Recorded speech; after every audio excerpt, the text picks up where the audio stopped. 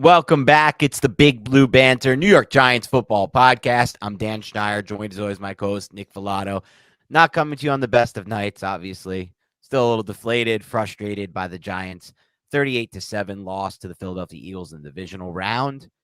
There's a lot to think about when it comes to this game. If you think about it from a 30,000-foot view, things are brighter.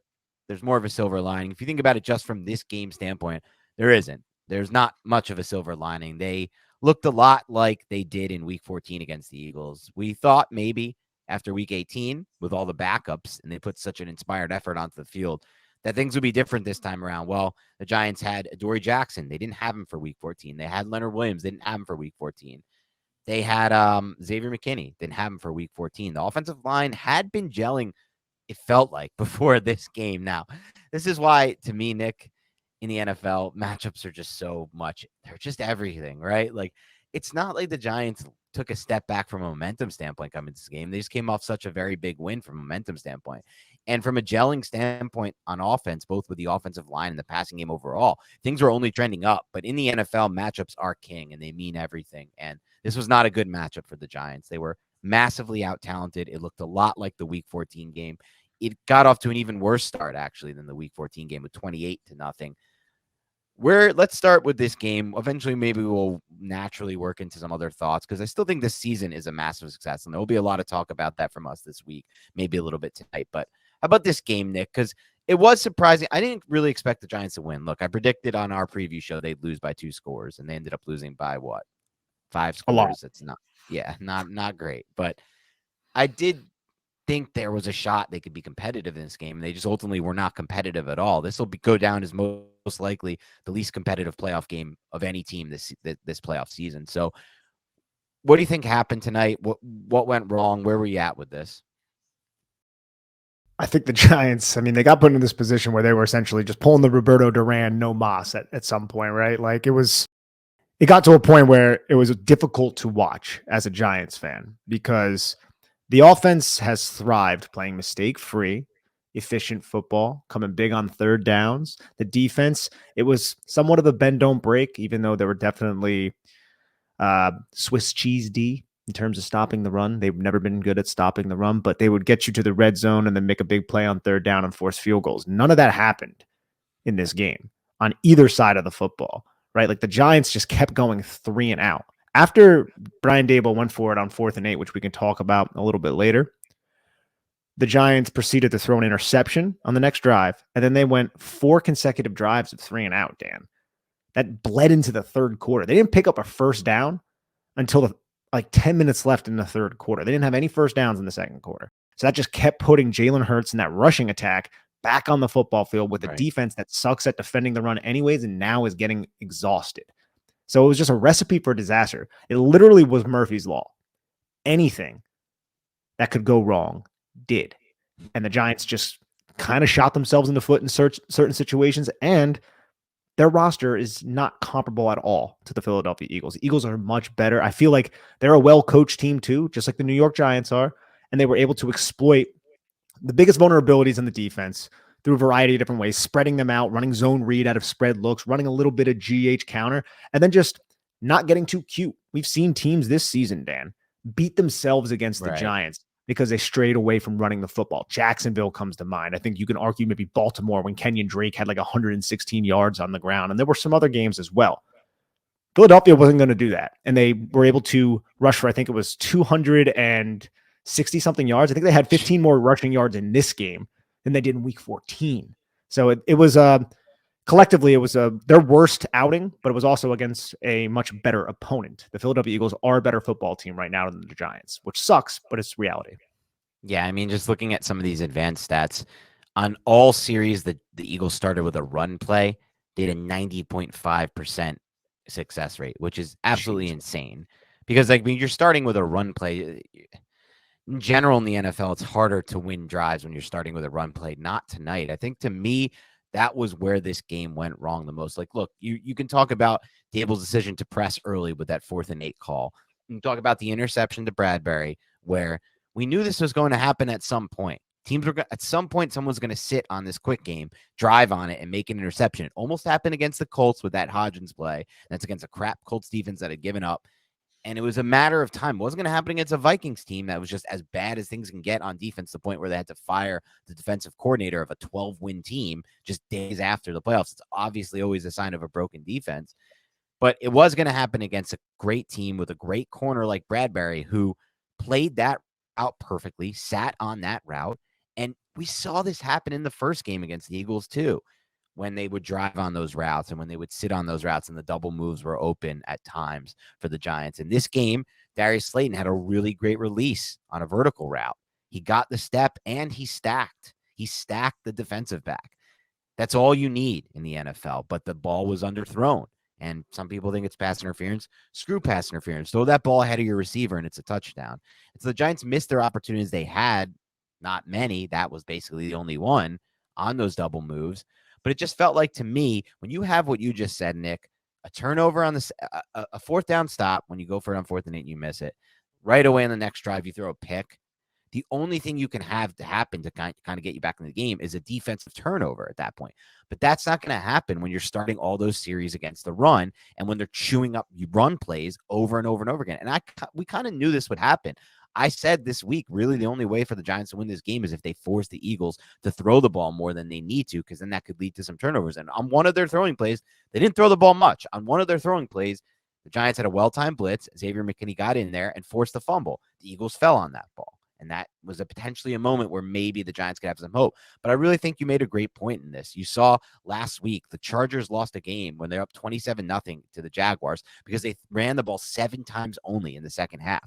The Eagles weren't going to do that, right? They took this huge lead and they were going to run the ball over and over. Why? Because they could, because they kept running the ball and we barely had any stops. We had like a handful of plays that were even successful run stops, which is insane to me when you know they're running the ball. They were basically telling you they're running the ball. There were 3rd and 1s where the Eagles got 6 yards on a 3rd and 1. Like, give me a break, dude. Like, that to me is like, oh, the coaching. Don't talk to me about the coaching when this team is not stopping a 3rd and 1. That's on the players. That's on the personnel. And some people might think that's on the players from an effort standpoint too, which I'm not going to comment on. Like, it is what it is there. I don't know. I don't think that was a problem to me. I think it's just a personnel issue. But the fact of the matter is they never had any answer for power gap this entire season in the run game on defense. And then in this game, it was a disaster. So, yeah, I think the game just got out of hand. Like you said, no first downs also hurt. What'd you say? 4 straight series of 3 and out for the Giants offense?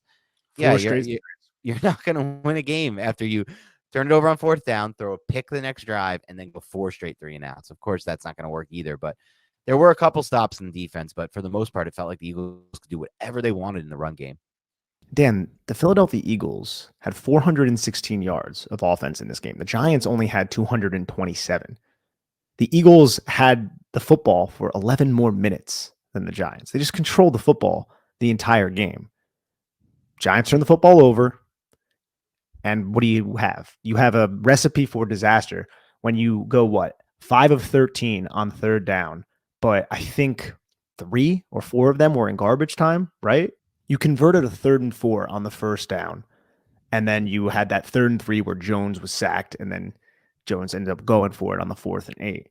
But overall, man, you look at these stats in the playoffs, you just completely outclassed against a superior opponent, as we've said. They got into that 4th and 8, and I'm okay with them going for it in that spot. Like, this is how Brian Daboll has been the entire season. I'm not going to sit there and applaud him for doing it when it worked and then lambast him now that it did not work. The one move, though, Dan, that I was very perplexed by was when he punted the football later in the game in a similar situation where essentially you're conceding victory. And it's highly unlikely the Giants were going to be able to come back, even if they scored a touchdown on that 4th down play.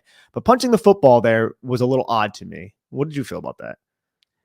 Yeah, I definitely didn't like that punt either. It's hard to get on board with that one. That entire series really made me angry. You have a 2nd and 1 situation. The Giants have been great in 2nd and short and 3rd and short situations. They design a rollout play. Hodgins gets open, but by that point, he's not part of the read anyway. He's on the left side of the field. Jones escapes the pocket. Jones has to throw the ball out of bounds. I don't care what anyone says. You call me a hater, I don't give a crap. No. You have to know to throw the ball out of bounds there. You're way outside of the tackle box. It's very easy. You can just last second, literally. I don't mind that he was like rolling around and doing the thing he's done very well this year, which is create on the move, hoping something gets open. We don't have the receivers right now to really get open on those scramble drills, but I'm fine with him taking that chance because we need a big play. But once you get to that point with the very end when the defense is closed on you, all you literally have to do is chuck that into the ground because you're outside the tackle box and you're not going to get a grounding, intentional grounding. Instead, he turns a 3rd and 1 into a 3rd and 6, and then he short hops the ball on 3rd and 6. Like, we saw some weird stuff from Jones in this game, and it's okay. Like, as I said before this week, whatever happens in this game, I'm still really happy with Jones's development, and I'm good with taking a chance on moving with him going forward. I hope he can get to an elite level, like some fans think, if they improve the receivers and offensive line. That to me remains open ended. And if I think it could happen. I think it can happen. I think there's two sides to that. Maybe it'll happen. Maybe it won't. If they could build this perfect team around him with great O-line and great receivers and whatever. But as far as how he played tonight, we saw some weird things, right? Like the miss to Slayton on the go ball, that you got to hit that throw in the playoffs. Like whatever happened there, it felt like the ball came out really weird. He almost shot put it toward him, and it was short. And he's got a step, and he has the DB stack. You have to put that ball way out ahead of him with some trajectory, with some loft, let him run under it. The short hop to Slayton on that 3rd and 6 after he ran and like didn't go out and didn't throw the ball to bounds. Like, what happened there? The throw to Richie James hot on the 3rd and 5 after he missed Slayton on the 2nd and 5.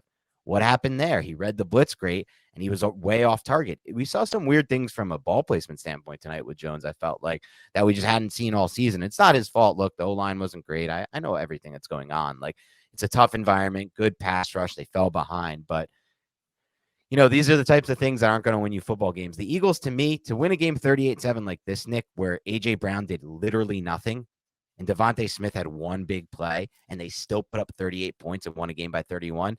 That's the most alarming part, I think, of this whole thing to me, Nick. Like, they didn't really need to do anything with their best skill players on offense, and they still put up 38 points. That should show you all you need to know about where the biggest weakness on this team is. It's not wide receiver. It's not offensive line. It's linebacker. You can't win. You're not going to win a Super Bowl if you can't stop the run at all, like in a full game like this, right? Like, there was nothing they could do to stop the run. I'm sure they tried some things. Wink's not an idiot, right? Like, I'm sure they knew going into this they had to stop the run, and simply put, they don't have the personnel to do it right now. Dan, it was bad, man. The run defense has been such an issue this entire season. We've known it, but it was mainly power gap and counter that they really struggled with. And we talked, I think, in the preview show, I'm not sure if it was Mike Gill or it was with our final thoughts about how there could be a little bit more zone read. Yeah. If Jalen Hurts' shoulder was okay. And I don't even know if his shoulder was okay. It's not like Jalen Hurts was just, absolutely tearing them apart, even though he had that rushing touchdown. Right. But the Giants still couldn't fit it. And I felt like what Sirianni and Steichen were doing, they were just spreading the Giants out. There was a point in the game where they would just use double stacks outside the numbers. And the Giants didn't really know how to play it because you have to respect A.J. Brown and Devonta Smith and Dallas Goedert and everyone in the stacks. But you also have to respect the rushing attack. And it was really easy for the Philadelphia Eagles just to hand the football off there. And you consider the fact that they have that offensive line and you have Gerard Davis and Jalen Smith as your linebackers. How the hell are you going to win that matchup? This is something that the Giants need to upgrade. The Giants need to invest in their defensive line. I'm sorry. I don't want to see Justin Ellis out there. I don't want to see Ryder Anderson out there. I don't want to see Henry Mondo out there. We can't have that. You need linebackers. And you don't want to see Dexter Lawrence for 85% of the snaps again because that's not going to ever be a good thing long term.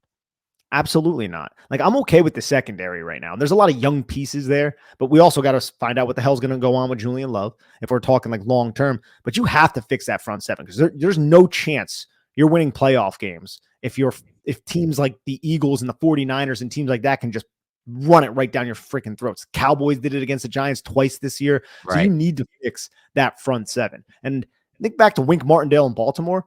One thing that those defenses did was shut down the run. So it's not a Wink Martindale issue. It's an issue with this personnel. That was the first thing he said. I remember watching that video in March where he was like, I don't care about anything. He had some kind of speech. That's his voice. That's the Wink Martindale. One thing we're going to do is stop the run. It all starts there. And I know that's part of like who he is. He wants to stop the run. But how is he going to stop the run with this group? And you made a great point. It's really not just the linebackers. Those are the big culprits here. Obviously, we don't want to see Jalen Smith playing again. I know, I still feel like he's honestly the best of those three that I saw this year: McFadden, Smith, and McFadden, Smith, and Davis. Like And Tate none Crowder. of them were good, but like I feel like Smith was somehow the best. But none of them should be starting. But it's also what you said: it's the defensive line depth. When you have a rep like that, which we saw, where Dexter Lawrence came off the field for one snap and put Justin Ellis on it, and what happened on that one snap? Gaping hole up the middle for an 11-yard run. It's like, what the fuck? One snap, and it's one snap with him off the field, and then immediately Dexter Lawrence, it's like a timeout or something. Dexter Lawrence comes back on the field. It's like, all right, bring him back on. Let's trot him out there for another 90% of the snaps again for a 345-pound guy. No one in the NFL does that. No one in the NFL at his position played that many snaps, played a snap percentage that high this year, especially no one at 345, because that's not something you do. You'll wear them down long term. You increase the chance of injury. They're not really built for that type of like endurance based snap percentage. It's not a good plan long term. So they obviously need to add bodies there on the interior defensive line. I think that's obvious. I still think this team has an issue, Nick, personally. I'm curious to get your take, because I saw some plays tonight where it was, and it's been the case all year, just setting the edge too. I don't know if these edges are great edge setters. I like Kayvon Thibodeau in the run game for some of the things he does. I think he does a good job reading the zone read. I think he's really patient with that. I think he's great in backside pursuit as a run defender. I don't know if he's the best edge setter, really. And I think Jahad Ward's okay at it, but they don't really want him on the field. Azeez Ojulari, Shane Zimenez, those aren't like, so now they have like fundamental issues with this run defense right now, as far as exterior runs go, perimeter runs go. And there's a lot that needs to be fixed in one offseason. There's a lot that needs to be fixed in one offseason. I'm wondering, though, and the tape will tell this, how much of it is just the fact that maybe Wink was in a lot of too high split safety looks, cover four shell, stuff like that, which typically removes somebody from the line of scrimmage, making the front a little bit more favorable to run into. It's a little bit difficult to tell on the broadcast just because you don't see the safeties, but I'm trying to like see if it like just like going back in my mind, if there was like an extra defensive back in the box a lot, how is that nickel defender playing the run? Was he cheating towards it? Because I felt like that was one reason why they ended up scoring the touchdown to Devonta Smith, was because you had the stack to the field. Jalen Smith went into the mesh point, and Nick McLeod just took like one step inside, and that just gave the leverage to Devonta Smith, with A.J. Brown throwing one excellent block on Adoree Jackson. Right. And that's a touchdown. So the Giants, at that point, that's the second touchdown of the game. You had the Dallas Goedert touchdown, which was man coverage. You're just like, bro, like we have to guard these receivers out here too, right? Yep. And then that's going to remove a presence in the box. So it's just like whatever the Giants were doing, the Eagles had an answer. And yes, you could say that's coaching, and to some degree, you're right, that is coaching. But at the same time, when your defensive line is getting pushed off the football and they can't even come up with that big 1 yard loss or stop at the line of scrimmage, you really just can't do much from an X's and O's standpoint, because you're just getting bitched. It's the Jimmies and Joes at that point. Yep. You're 100% right. And that's why I can't blame Wink Martindale for a game like this. You can if you want to, if you're listening. I respect that. Look, everybody has their own opinion on what's happened. I just think defensively, there was a massive. If you want to blame anyone from a coaching standpoint, I'd be more willing to blame the other side of the ball with Kafka and Dable, to be completely honest. I think they actually had a chance to move the ball against the Eagles defense. Not a great one, because Eagles have a great pass rush, and that was obvious. This is the first game in a while where the offensive line looked, I thought, worse than it had in a long time. And more importantly, they're just sitting on all the quick game stuff the Giants are running. And it's like, all right, well, now what are we going to do? Like, for some reason, Minnesota didn't do that. And we got very lucky to play that Minnesota defense. I was just like in total shambles. Somehow they won 12 games, went into the playoffs with just 13, bro. Defense, 13 games. And then just like couldn't even play any kind of defense, and just massive coverage lapses. But this defense is going to sit on quick game, the Eagles. They were going to keep, even when they tried to, remember the time they tried the one perimeter run with Barkley where they pitched it out to him and tried to get that going? Because like, oh yeah, that worked real well against the Vikings. That was our touchdown. How many Eagles were in the backfield for that one? That was just like, they snapped that thing up. They're like, no, you're not running the perimeter on us. We're keeping everyone at the line of scrimmage. We're sitting on all your quick game. And this has been the book on the Giants for a long time. The Giants have been a team that haven't been able to beat that style. I said it's always been one of my bigger concerns. I hope it's not something that, look, there's a good chance that it can go away if you improve the receivers and the O-line. I hope so, at least. But that's been a book for a while. Keep everything tight, because this offense, even when it was clicking, wasn't really doing too much past 20 yards. It was all still a lot in that area of the field. So why not send all your defenders around there and try to not respect anything else? And put it in perspective. Like, look, I love the New York Giants. I like Daniel Jones. I think they overachieved this year, right? Definitely. But This team was dead last in explosive plays. So think about all of the pathetic offenses around the NFL. Zach Wilson and the New York Jets. You know, you had the Atlanta Falcons not throwing the football a lot. So a lot of their explosive plays were on the ground. The Pittsburgh Steelers with Kenny Pickett. A lot of these weird offenses that don't have the best reputations, they all had more explosive plays than the New York Giants. The LA Rams had more explosive plays than the New York Giants. Defenses know that. They're not afraid of getting beat by explosive plays because the Giants aren't really generating them. And that's an issue. Okay. That's something that needs to be rectified. And I think Daniel Jones has all the capabilities to rectify it, but I would like to see that a little bit more consistently. I think that's my biggest knock on Daniel Jones, which is fine. I think that is a completely fair knock, right? Because like we've talked about, Dan, with Jack Del Rio, how he played Daniel Jones in that game. There was no respect for Daniel Jones and his ability to throw the football deep. And I'm willing to bet that Jonathan Gannon did the same exact thing, at least early in the game when the game was competitive. And then once it was a blowout that Daniel Jones was throwing, they probably dropped into more quarters and just played off a little bit more. Yeah. But we need to see a more consistent approach of the passing attack, expanding the field vertically to open up more of this quick game stuff that I know Daniel Jones can operate so sufficiently and effectively. So hopefully we can get that. And I do believe adding a true number one wide receiver will help that, but I think it's just beyond that. You definitely need the protection too. So it's not just one thing or the other, you know, it's definitely a shade of gray. It's not black or white. Yeah, and this is a bigger topic of discussion because we knew all along, right? We weren't going to get fooled into thinking they could just run quick game for the rest of time and things were going to look as pretty as it did against the Vikings and Indianapolis Colts, given up team, the Colts, right? Like we already know that. We learned that from the Garrett years. You can't just only run quick game. You have to be able to challenge the defense at all three levels of the field and outside the numbers. Like these are things that in the NFL, they're non-negotiable. If you're not doing that as a passing game, you're not going to consistently go anywhere, in my opinion. And the Eagles didn't really do that tonight, for example, because they didn't have to. That's the craziest part about this game, dude. They blew out the Giants 38-7, and A.J. Brown wasn't even involved in the game plan. And Devontae Smith, in my opinion, was barely involved. Like, they hit that one ball against Love early in the game. It was just like a good design play. But, like, it wasn't really like they were really – Second play of the game. Yeah. And what does that do to the defense, too, man? That, like, makes the defense be like, oh, wow, we wanted to stop the run, but now we really need to work. It's right. Tough, man. Exactly. Yeah. But other than that, they didn't really use those receivers. They didn't need to. And that's the craziest part too about this game to me. It was just like the Eagles just purely were like, we know we can run the ball against you guys. We are going to run the ball against you guys. We're going to keep doing it. There's one drive, like all they did was run and then throw that one little quick hitter to Dallas Goedert, like on a just like quick game. Like, oh, good job. You hit a little quick inside slant. And that was it. And then they ran it in. That was the whole drive was runs and a Dallas Goedert quick hitter all the way down the field for a touchdown. Like, that to me was the moment I was like, holy crap, this game has no chance. Like, if you give up a drive like that where they're just running every play, it's just like F word because I didn't want to curse, but it's like, I don't know, man. It was tough. And the Daniel Jones thing and the offense thing is important. Like, I agree with you. He has all the capabilities. He has all the tools. I think he made some great growth this year. We'll talk a lot more Daniel Jones in the future later. Not on this podcast, but until and maybe this comes with just get him a wide receiver one, improve the O-line, but until he's attacking all three areas of the field as a passer on a consistent basis, teams are going to continue to play the Giants this way that we saw the Eagles play them tonight. They're going to creep up. They're going to play they're going to play the quick game and sit on those routes like we saw with Bradbury. And they're going to, anytime they want to run perimeter stuff, like with that Barkley run that I talked about, there's going to be a million bodies in the backfield ready to sap it up. And think about that Bradbury play, too. That's an excellent play by James Bradbury. We've seen him make that play time and time again. He's great reading and reacting to routes underneath him. But what did Jonathan Gannon do?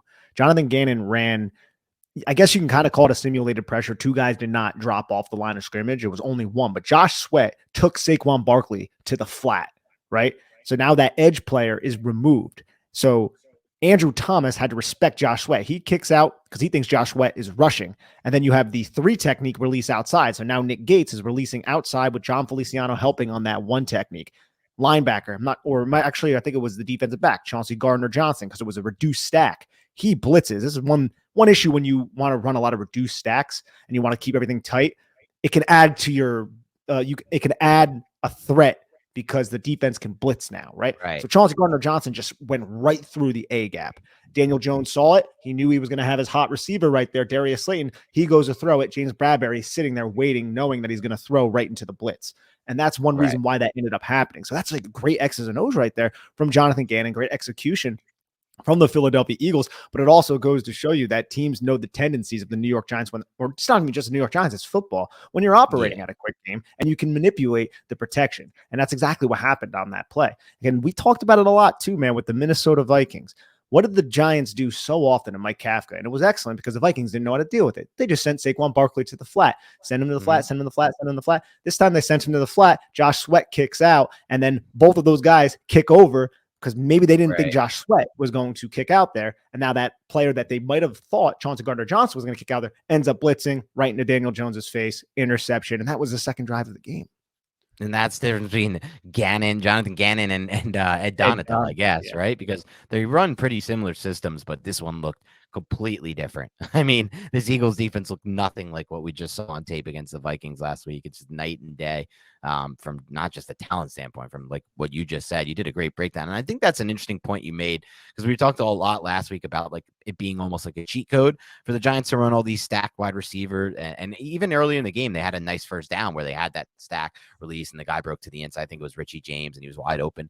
But now that's a good point. There is one deficiency, or there's probably more, but one deficiency that is definitely there that I like that you brought up is like you can blitz from that spot. Like you have a guy lined up over those receivers and you can do like a nickel blitz like that, or you can send guys that you may not expect to be coming there. And so that happened on that play. And unfortunately it led to the interception. That was a big turning point in this game for sure. So was the 4th and 8. I mean, that really set the tone for this game. Once you go down 14-0, you have to change everything you want to do. You throw out most of the game plan and you're pressing. I thought it was interesting how, one of the Giants' one touchdown drive, they chewed up like 6 minutes of clock. There were a lot of plays on that drive where there was like 2 seconds on the play clock and they snapped the ball. I was not understanding that from a time management standpoint. I think there was one knock I had on Dable all season. It was his time management. I think there were times where it was messy and needs to be worked on and probably will. Look, he's a first-year head coach. He's only going to get better and he's only going to get more experience. Hopefully, if he doesn't have to start calling the plays, because I think that would actually take a little bit away from him too. But I don't think he will. I think he'll probably hire someone regardless of what happens with Kafka.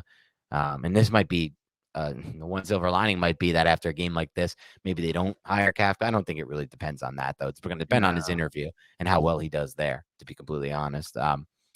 But yeah, I mean, look, it was a rough game. I wasn't expecting it to be this bad, Nick. I don't know, man. It was tough watching with the whole family. It was a frustrating experience. It was really shitty. We were all really hyped up about the game. And it just felt like, I guess at no point we really felt like we had a chance to win this thing. Nah, it started early, man. It started early for sure. And dude, like no Giants receivers had any catches in this game other than Richie James. It's like crazy. Hodgins, they all had nothing from Hodgins. Hodges had 1 catch for 3 yards. Darius Slayton, 1 catch for 4 yards. I mean, Lawrence Cager and Marcus Johnson had 1 catch for 16 and 17 yards, respectively. Matt Breida had 1 for 19. It was literally Richie James was the only freaking Giants receiver that had more than 2 catches. Saquon Barkley had 2. So you're not going to win like that. And there's a lot of reasons for that, right? Because the Giants didn't have the football, man. They just never had the football because they couldn't sustain drives. And they just kept getting blasted by that Eagles pass rush. We knew the Giants offensive line was going to struggle. I don't know if we knew it was going to be this glaring because they ended up having 5 sacks in this game, Dan. But like they could have had so much more if the Giants were actually converting on 3rd downs and moving the football and had more opportunities to sack them. So 5 sacks is nothing to shy away from. And the Giants had the 1 sack, the Xavier McKinney one that you brought up before. But yeah, there's but still, man, even so, like it's raw right now, right? We're getting it out. We're being cathartic. We're commiserating a little bit, but nobody expected the New York Giants to be in this position. And I think we have to keep that in mind. 100%. I mean, look, this game again looked a lot like a Week 14 game, yada yada. And after that game, what did we say to each other? We said it gave us a good feel for where the Giants are at. They're a team that's made a credible jump with great coaching, but they're still far away from being a Super Bowl competitor right now. This current roster, I think that was proven obvious today. Like this roster needs a lot of help to be competing with these types of teams. Like you're never going to win a Super Bowl if you can't stop the run like that. Like that's the first thing that needs to be said. But that's not the only issue. You brought up a great point. The O-line didn't do a good job protecting the receivers. There's nothing explosive about them, at least in this game. Obviously, we didn't really threaten with the passing game, whoever you want to blame that for, at any level of the field. Like you said, no receivers really involved at all at any point. The run game wasn't really worth. There's a lot of issues from a talent like matchup standpoint against a team like this, an elite team. I think the Eagles are probably the best roster remaining in the NFL. I don't think they have the best quarterback, so I think that drops them down, and that makes me unsure of if they're winning the Super Bowl or not. I really hope they don't. I'm praying they don't. I really hate this coach Sirianni. I think he's a jerk off. Somebody in one of our, shout out to whoever it was, somebody who follows us on the podcast and replied on Twitter, was like, Nick Sirianni looks like the type of guy who would yell at his wife in public. And I think that's like an apt description of Nick Sirianni. Like, honestly, like he's like even in the presser, like he's like yelling at the Philly people for like the disrespect they've had of Jonathan Gann. He's like calling people out. You work at the radio station. I know you said so. He's like name calling people. And then he's like going on for like 4 minutes. And then he's like, anything else I need to say on that? And they're like, no. You made your point. Like, I think you made your point. Like, it's like, dude, what are you doing? Like, you guys just won 38-7. You're rolling into the conference championship at home. Like, don't worry about what the radio station said about Jonathan Gann. And like, I get it. He wants to like up his coach. And I like all that. Like, but like, the way he goes about it's hard to explain. You have to see the interview yourself. I just like this guy's just like kind of douchey. I'm just not a fan of this dude at all. And obviously I hate the Eagles anyway. But as far as just the main point goes, like from their roster standpoint, Jalen Hurts to me didn't have some kind of phenomenal game tonight by any means. And we didn't put any pressure on him and really didn't put him any spots where he was pressured, not like from the physical standpoint of like your pass rush. I just mean of like the pressure of the situation, right? Like having to make a big play or a big throw into a tough spot. And I think that's going to be the case moving forward for them with a roster that's good, at least this year. But having said that, like that gives us a good kind of, I don't know, perspective on where this roster needs to get to, right? Like we want to have a roster like the Eagles eventually to be in a position where we can host this game right here and play a team like the future Giants who are just coming up and had their own great season, but don't have the greatest roster. And it kind of all comes to a head because in the end, momentum is one thing. Rust versus rest with the Eagles haven't played really in 4 weeks. None of that matter tonight. It's all like the matchups are all that matter tonight. The personnel is all that matter tonight. I don't even think the coaching played that big of a role in this. This was a personnel loss for the Giants. Yeah, I would have to agree with that. I would say the coaching of the Eagles is just as quality as the Giants, at least in this matchup. Like they played really well. They put their team into a position to have success, but they're cooking with much fresher ingredients, Right. whereas the Giants, not so much. The Giants have holes on their roster as we laid out this entire season. And I'm just grateful that the Giants were in a position this year to where they had to win one game to get to the conference championship. In the first year of a new regime with a quarterback everybody had written off, and now it seems like his career is revitalized, right? So I feel like the Giants are in an excellent spot. It's just kind of embarrassing to lose in this manner in national television because it wasn't competitive. It got to a point, like I said earlier, man, it was like no mas. Like we don't want no more. Roberto Duran this shit. Get me out of here. Freaking the Eagles are Sugar Ray Leonard, and I absolutely hate that because I really do hate the Eagles. And now I'm like looking at this, bro, and I'm like, I really hate the Dallas Cowboys too.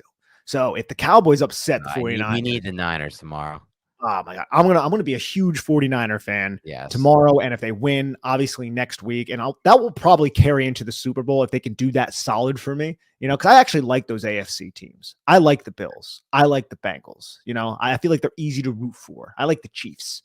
But if the 49ers do that solid for us, Giant fans, I'm going to have to pull for the 49ers. You'll have their backs for the Super Bowl. I like that. Yeah. I like that a lot too. Yeah, look, I'm the same. Well, we're obviously in the same boat. Everyone who's listening to this is in the same boat as that. We do not want Eagles Cowboys NFC Championship game, but I think it is important to reflect now on like the greater picture here in the 30,000-foot view. This season was an insane success for the Giants. They came into this year.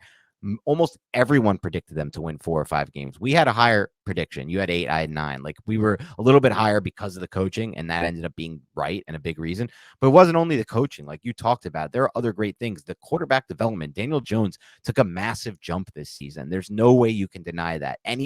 Even anyone who had written him off still has to even accept that he took a jump. That doesn't mean that you have to now say like he's going to be an elite quarterback. I know there was a tweet floating around yesterday from one of the Giants content creators that I sent to you, Nick, because it was absolutely incredible. It was Daniel Jones is now better than Josh Allen. That was the tweet, and he's at the level, if not a little bit better than Mahomes, I think it said. Just incredible stuff right there. Just really hit Giants Twitter hitting an all-time high right there. But even if you don't believe that he's going to get to that elite level, there's no denying that he took a massive jump as a quarterback, just as a playing the position, right? He was written off year 4. This almost never happens in year 4 of a quarterback.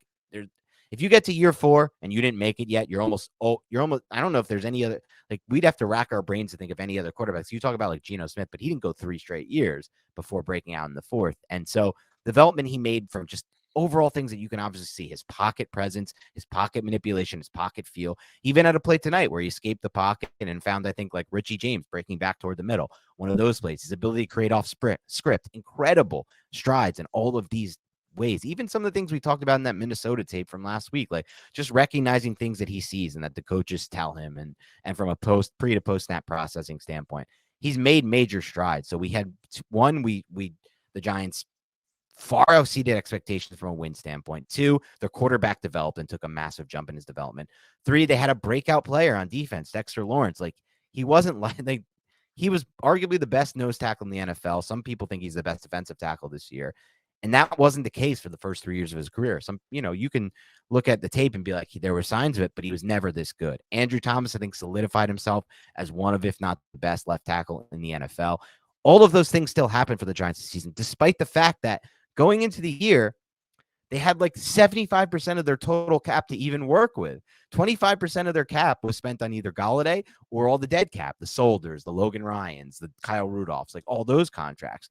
They were so cap strapped that they couldn't even really they had to weirdly maneuver their practice squad call-ups and do like certain special things to like not maximize it. And like, all right, well, we got like 100K to work with here. Let's do our best to like make sure this dude's on the practice squad an extra week. Like, who has to do that? It's like an insane thing to ask of a GM. He didn't panic trade for a wide receiver like Claypool at the deadline, dumping. I think the Bears lost a 32nd overall pick in that trade because the Dolphins lose their first rounder because of the Brady thing. So the 32nd overall pick, he didn't do that.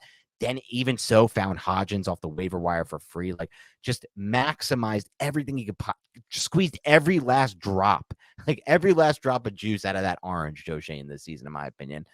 All these things happened for the Giants this year, and all of those things combined with the fact that we know we got the coach right, it makes it impossible not to be excited about the future. I am. I think we're heading in the right direction. We have the coach right.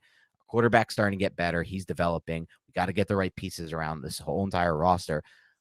Losing a game like this, it's going to put a sour taste in your mind, in your mouth, no matter what, right? Like, it's hard to not feel crappy about this. I don't feel good right now. You guys can tell from my tone this entire pod. I feel like even Nick's tone, which is usually a bit more chipper than mine, has been down. We lost 38-7. We weren't competitive. We were embarrassed on national TV. That is the worst part to me. If we had just lost like the Jags lost, that would have been fine to me, because like, they're like, oh, we competed. We weren't quite there, but we put out a great effort. This wasn't that, but it doesn't take away any of the things that happened this year. I think that was really well put, Dan. Good job. No, yeah, I thought that was a really good little rant there, and I think you're correct too, man. This has been a wonderful season, and as I said earlier, I'm grateful for it. Yeah, we can look at it now though, 38-7. That sucks, but we're gonna turn the page. Yeah. For this podcast, we're going to start getting into the draft soon. We have the Senior Bowl coming up. I got some work I need to do. The Giants decided to win football games and play in January, which is something that I've never experienced in my professional career. So that's going to be fun. Looking forward. And I trust Joe Shane and his ability to evaluate talent and bring the right people into this building that can be used and maximized by this coaching staff. And I think that's something that maybe not every NFL team has, where the general manager and the coach are literally, these guys are like buddies, man. Like, they're like best friends type stuff, right? This isn't just like a working relationship thing that they have. So I really think the future is bright, but it sucks for tonight. It sucks that you're driving in your car, driving to work right now, that this happened to the New York Giants, but let's remain, I'm going to remain optimistic about the future, as I'm sure a lot of people will. Yeah, and one more thing to be optimistic about on that note is the Giants did not panic trade like we had seen in the past, or use a supplemental draft pick on Sam Beal because you have no corners, any of their picks. So they have all of their draft picks plus more, because they have the late 3rd from the Kadarius Toney trade and the 6th that they got from that Kadarius Toney trade. These are Chiefs picks, so they're not going to be great, but they're picks, and they're the day 3. I mean, the late 3 is still going to be a pick that happens before day 3. It's going to be a pick that you get to do. You get to make that before they break and go back to Saturday. I think that's worth something right there, because once you have that time to regroup on Saturday, a lot of the best players come off the board right away on day 3, on the final day of the draft, day 3. So they have all that to work with, including their own first and a lot of cap space. That was the other thing. Joe Schoen didn't do any in-season restructurings. He did the Leo one because he had to, because freaking Gettleman. He did the Dory one because he had to, because freaking Gettleman. It was literally the only way to get through this season. This is insane that he had to, like, there was no other way. That was the only way. But outside of that, he didn't do many. He didn't do any. And so they're going to be in a good cap spot. Now that's going to dry up fast depending on who they re-sign, and we'll make those decisions. We'll go into all of that. There are a lot of conversations to be had about this offseason. I can pull it up right now. I knew this was the case, Nick. So it's like I wasn't that surprised. Let me try to pull it up right now. Just an intriguing thing. So here's a tweet from Adam Schefter right after the game that just went over like all of the Giants free agents. Now, there are obviously some names that are bigger than others, but just thinking about this list in its entirety from the fact that who started for the Giants this season, maybe we don't want them as starters next year, some of these guys, so I can understand being like, whatever, he's a free agent, we'll replace that starter, but there are a lot of starters that are about to hit free agency. So we've got Daniel Jones, Saquon Barkley, starter, Julian Love, starter, Darius Slayton started this year, Richie James started this year, that's 5, John Feliciano started this year, that's 6, Nick Gates started. I know he rotated, but he started. That's 7. Fabian Moreau started for most of the year. 8. And O'Shane Zimenez. He's not a star. So 8 of these guys. And there's Zimenez, Shepard. Who did I not name? The non-starters. Zimenez, Shepard, and that's it for the non-starters. But 7 starting players are about to hit free agency this offseason. So there's a lot of cap to work with, but there's going to be a lot of big decisions to be made. It's going to be really interesting to see. And we're going to get into all of these debates. We'll talk about it. What'd you say, Nick? 3 of those guys are captains too. Yeah, you're right. Julian Love, Barkley, and Jones, right? Yeah. 3 captains too. And we'll get into it as we go, Nick, but I'm teetering toward letting in the camp of no Julian Love right now. And I'll explain why as we get into it. It's mostly a cap situation and a roster-based situation. They just don't really but I'm not in the. I just think you can find Julian. I also think part of why the Giants' run defense was bad was because of the safeties this year. So that's like a whole nother topic for another conversation, because I just feel like in years past we've had like the guys like Peppers just firing downhill into the alley. Love's good, but he's not really that level of run defender, in my opinion. He's definitely not that level of threat, in my opinion, in the run game. And so we'll get into all those discussions as they go forward. But that's a lot of free agents that they're going to have to make a decision on this offseason. So it's going to be an incredibly interesting offseason I'm excited to get into. Same here. And not even just free agents, Dan. Like, you're talking about the faces of your franchise. Like those first 2 names that you mentioned, Daniel Jones and Saquon Barkley, are the 2 faces of this franchise right now. And you have to make a decision on those guys. And I'm imagining that Daniel Jones will be back. We're not going to get too much into it tonight, but I'm imagining the Giants are going to re-sign Jones, and they'll probably look to re-sign Barkley. But that is still a decision. And contracts, they can be restrictive if you lock up money long-term. And how does Joe Schoen actually want to build this roster out going forward? Is he going to be active in the free agent market this year that aren't current New York Giants? So the Tremaine Edmonds, looking at linebackers, because Joe Schoen's a smart guy. He knows this defense needs work. He knows this run defense needs work. And there are going to be some interesting names that come up at the linebacker position, but some of these guys might look to reset the linebacker market. Do you want to allocate money towards a player like Tremaine Edmonds because of that? I'm not sure, but I am excited to talk about it though. For agency, it's going to come up sooner than you think, probably, man. Like this kind of stuff always sneaks up on you. Like, oh my God, it's only been a couple of weeks. It's already here. Like, and then the draft's there and you're just like, oh geez. And the next thing you know, you're rolling in the training camp. Yeah, you're right. And some of the in-house guys get signed even way before, March 8th comes or whenever the official date for free agency is. I think it's March in the teens, March 12th. I can't remember right now. My brain's still just focused on that game and just trying to get that stench off. But yeah, man, it's going to be really interesting to see where they go with that. And I know after the game, just to give a little updates on it, Saquon Barkley said that, he feels like he hopes he proved himself that he could still be the player that he was to the franchise this year. And that he said, I don't think this is going to be my last game in a Giants uniform. I've made it clear from the start I want to be here. That was his stance. Daniel Jones had the opposite. It was really interesting. Daniel Jones is like, I'm not talking about any of that. This loss is still fresh. We'll tackle it in the offseason. And really throughout the year, Barkley's had that same tune. And Daniel Jones hasn't said one thing about it. There hasn't been one Daniel Jones saying, I want to be a Giant for life type of comment this year. Now, I think a lot of that is agent driven.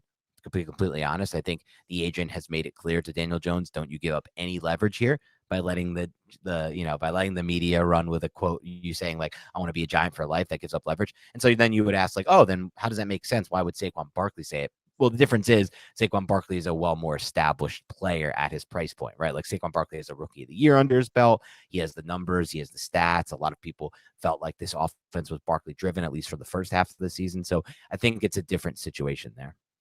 Yeah, and Daniel Jones is also has that Eli Manning thing where he just gets up and he's not Right. really saying anything in front of the microphone. Saquon Barkley is, I mean, he's not like overly opinionated or anything like that. He's very to the point sometimes, but I do feel like every time Daniel Jones is in front of a microphone, he gets asked a question, he just goes, and then he gives like an Eli Manning answer. And I'm like, Yeah. dude, this guy literally like fits the Eli Manning mold so well. And I remember when the Giants drafted him, I saw someone tweet, and I wish I remember who so I can give him credit, but it was like, Daniel Jones looks like a guy who would play Eli Manning in a movie about Peyton Manning. And I was like, dude, that's hilarious. And that's so true.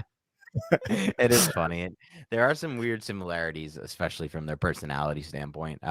We'll have to see where it all goes this offseason with Eli, with Daniel Jones, with Saquon Barkley. Yeah. The expectation is both of those will be back, but there's a lot of big decisions to be made. So keep it locked and loaded. Big Blue Banter. As those of you who have been here before and been with us through offseason, you'll know that. And a lot of you have said this too. Some of our best work comes in the offseason, especially around the draft. We do a ton of draft coverage. We're going to be doing podcasts every day once it gets to that final month. We're going to be doing prospect profiles, a ton of film work, a ton of like targets for the Giants, day 1, day 2, by position ranks. There's a ton of great stuff coming up on the draft. Also going to be some free agent stuff. This week might look a little bit different than usual as far as content goes. We're going to be probably turning it over to big pictures and future forward-looking stuff earlier than expected with a game like this, a 38-7 whopping. But we'll see. We haven't made any final decisions on any of that. So keep it locked and loaded. More content coming your way. Try to have a good rest of your week. It's going to be tough for all of us. I'm pretty down in the dumps right now, Nick. I'm trying my best to put a smile on, though, and maybe find some kind of solace in the fact that, look, this season was a lot of fun, right? The Colts win, a lot of fun, a clinching win to win the season. That gave us as fans joy that day. The Minnesota Vikings playoff win, one of the most joyous wins we've had as a fan as a fan base in a long time. The offense clicked. We were up most of that game. It looked good. We won a playoff game. The Ravens win, great win. The Packers win in London, great win. The second Washington game, great win. There were 5, 6, 7 great moments. The Titans win, going for a 2-point conversion, ballsy call, winning the opening game for like the first time in years as Giants fans. Still so many great moments that we have to just reflect on. And as Joe Shane once said, reflect on what I just said. So that's what I'll leave it on. Great, bro. Yeah. And then he did end up trading Tony, but it is what it is.